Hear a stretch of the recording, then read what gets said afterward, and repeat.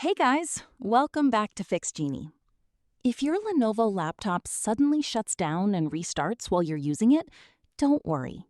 In this video, I'll show you how to check Event Viewer, a built-in Windows tool that records important system events, errors, and problems. First, right-click the Start button and select File Explorer.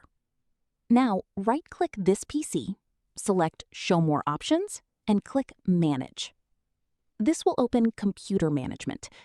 On the left side, expand Event Viewer. Now expand Windows Logs and select System. Here you'll see a long list of system events. Don't worry if you see lots of warnings and errors. Many of these are normal Windows events. What we need to find is a red error that happened around the same time your Lenovo laptop shut down or restarted.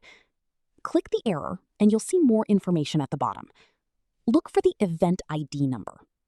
If the message clearly explains the problem, you can use that information to troubleshoot it. But if the message is confusing, don't worry. Simply copy the event ID number and search for it online along with Microsoft Windows.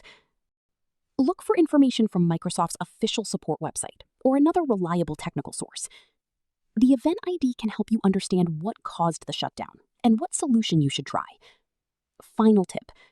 Remember, Event Viewer doesn't always give you the exact solution. It mainly helps you identify what happened when Windows experienced an unexpected shutdown. So if your Lenovo laptop keeps shutting down or restarting while you're using it, check the system logs and look for an error that matches the time of the shutdown. If you find an event ID that you don't understand, leave it in the comments below, and I'll try to help you. If this video helped you, please like, subscribe, and turn on notifications for more Lenovo laptop fixes. Thanks for watching, and I'll see you in the next video.